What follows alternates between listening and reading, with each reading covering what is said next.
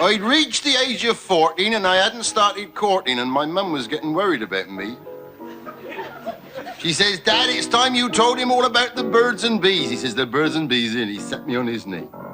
He says, now, remember Uncle Joe at that picnic a while ago where we went off into the woods with Auntie Pat? And how I chased old Riley's daughter, and what happened when I caught her? I said, yeah. He said, well, birds and bees does that. Dad works very hard indeed. Well, he got 10 kids to feed. Well, 10 and 7 nights to be precise. And we all wear hand-me-downs. And as I am the youngest and the others are all girls, it ain't very nice. Dad says, it's time that you got wed. I says, I'd rather drop down dead. He says, now, how about old Maud from Itley Down? I says, Maud, not bloody likely. She'd been had by all the chaps in Itley. He said, well, Itley's really quite a little town. He says, you've got to get a wife. You can't go on enjoying life, or folks will think you're strange and start to frown. I says to him, now look, why should I buy a book when there's a thriving lending library in the town? One day I found a friend. It was up by Badger's End. Little pigeon fell down at my feet. His feathers was flecked with red, and at first I thought he's dead, and then I knelt and I felt his little heart still beat.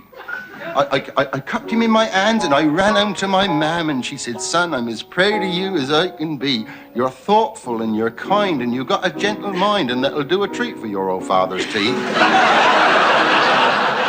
I says, you shall not touch my bird. And without another word, I took him in my room and I shut the door, and then I bathed him and I warmed him and I nursed him back to health, because you see, I'd never really had a friend before. I taught him little tricks, like playing dead and picking up sticks, and the village girls, they brought birdseed every day. Dad, you can't come in, I chat, or my birdie will fly out. But of course, I let the village girls all stay. Well, it was Mabel from the stable and Mary from the dairy. We had a visit from our beauty queen.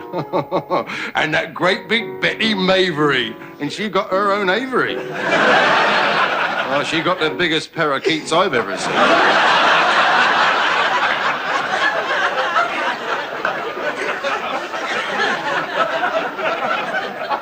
Dad says you ought to let him go.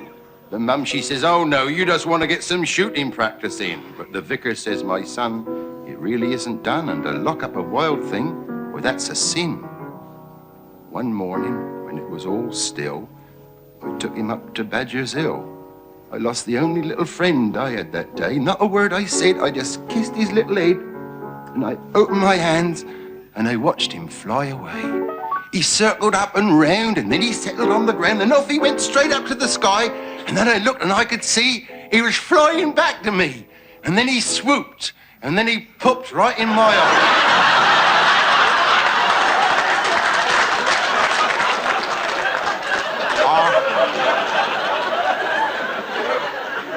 I thought, that's bloody rude. And cool, there's gratitude. And I hope they never cross a pigeon with a cow. And Dad says, here, there's a caper, I'll go get a bit of paper. I says, don't be daft, he's miles away by now.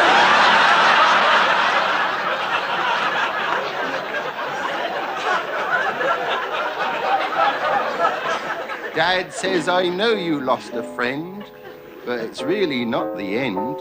You'll be married and have your family of your own quite soon.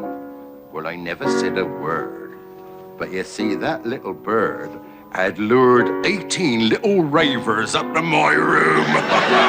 So if anyone's got a spare cockatoo or an old crow they don't want, I'd be very much obliged, because, you know, I can put in a good use.